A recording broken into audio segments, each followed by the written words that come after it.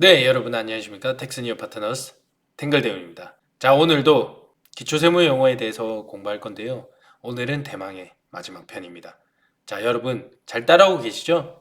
혹시 모르는 거 있으면 댓글로 주시면은 제가 성심성의껏 답변을 달아드리도록 할 거고요. 혹시나 난 그냥 이거 보고 왔는데 앞에 게 뭐야? 앞에 편이 있어? 하시는 분들은 텍스니어 파트너스 채널로 들어가셔서 어서 빨리 시청을 해주시길 부탁드리면서 네, 3편 시작하도록 하겠습니다.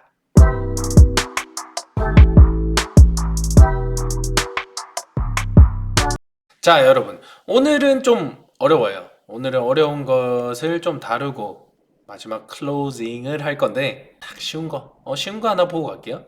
자, 과세기간이라고 적혀 있습니다. 과세기간이란 각 세목마다 세금 신고 시의 기준이 되는 기간의 범위를 말한다 라고 돼 있죠. 이게 무슨 말이냐? 자, 저번 시간에 제가 부가가치세를 4월에, 7월에, 10월에, 그리고 1월에 한다고 말씀을 드렸죠. 7월에 우리가 신고하는 거, 어디 거, 뭐를 신고할까요? 저번에도 얘기했지만 상반기 거를, 상반기의 실적을 신고한다고 했죠. 네, 그 상반기 1월부터 6월이죠. 그런 것들을 과세기간이라고 한다라고 생각을 하시면 될 것 같습니다. 네, 그러면은 넘어가도록 하겠습니다. 이제 진짜 어려워요.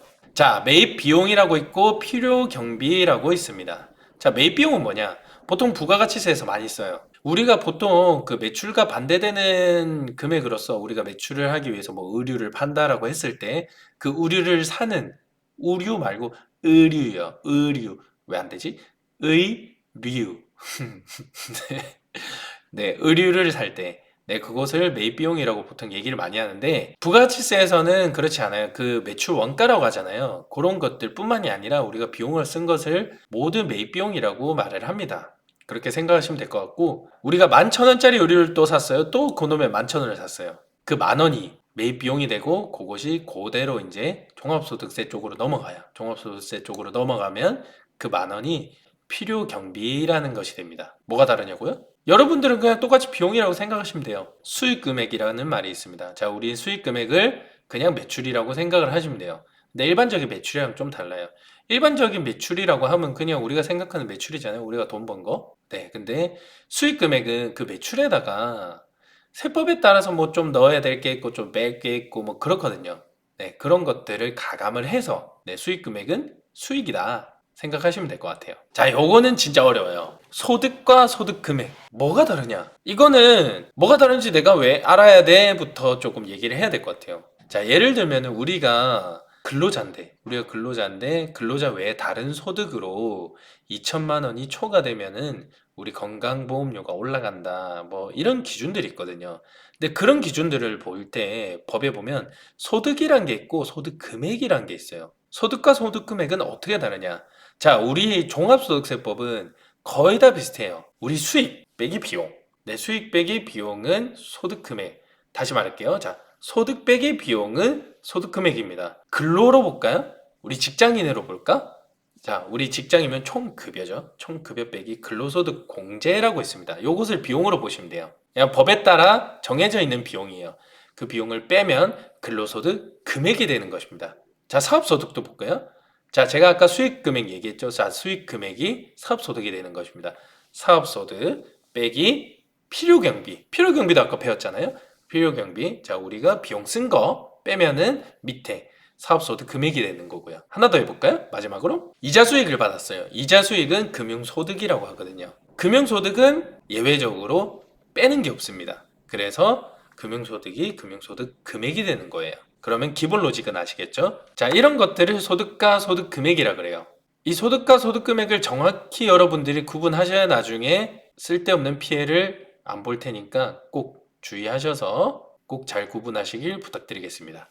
자, 그 다음은 소득공제와 세액공제입니다. 소득공제와 세액공제. 이 소득공제와 세액공제는 똑같이 그냥 그런 거예요. 내가 일단 뭐 돈을 쓰고 뭐 이런 비용은 아니야. 근데 나한테 비용을 봐주는 것들. 그런 것들이거든요. 소득공제와 세액공제는 조금 차이가 있어요. 뭐냐면은 우리가 종합소득세법이라는 것을 계산 구조를 한번 볼게요. 계산 구조를 한번 보면 자, 제가 아까 얘기했죠? 소득 빼기 뭐라고?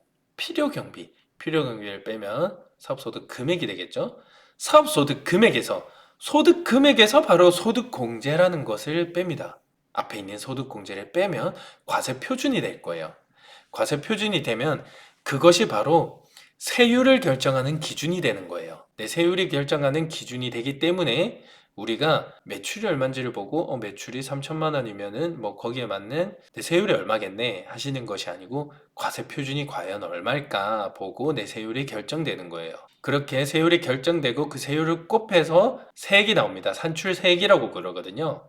세액이 나오면은 거기서 빼주는 것을 세액 공제라고 하는 것입니다. 어떤 차이가 있을까요? 제가 아까 얘기했죠? 그 과세 표준이란 것이 세율을 결정하는 기준이 되잖아요.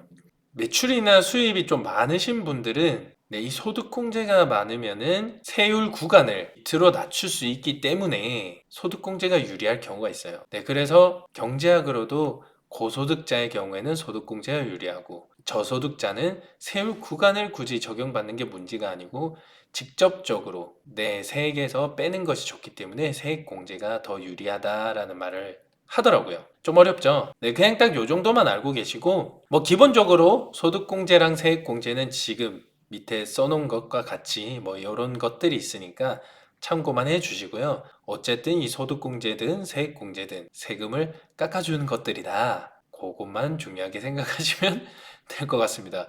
그래도 될지 모르겠는데, 그 정도면 되죠. 그죠? 네, 그럼 여러분. 저번 시간부터 해서 지금까지 1편, 2편, 3편의 기초세무 용어에 대해서 공부해보는 시간을 가졌는데, 사실 제가 기초세무 용어라는 것을 얘기하려면 아무리 기초지만 이 기초도 정말 끝이 없어요. 정말 할 게 많거든요. 하지만 최대한 제가 중요한 단어들만 조금 열심히 골라가지고 말씀을 드렸으니 이것만이라도 꼭 기억해 주시길 부탁드리고 앞으로도 좋은 영상으로 찾아뵙는 텍스니어 파트너스 될 테니 많은 기대 부탁드리고 가시기 전에 좋아요, 구독, 알림 설정까지 꼭 해주세요. 그러면 저는 이만 물러가도록 하겠습니다. 지금까지 텍스니어 파트너스 탱글대용이었습니다. 감사합니다.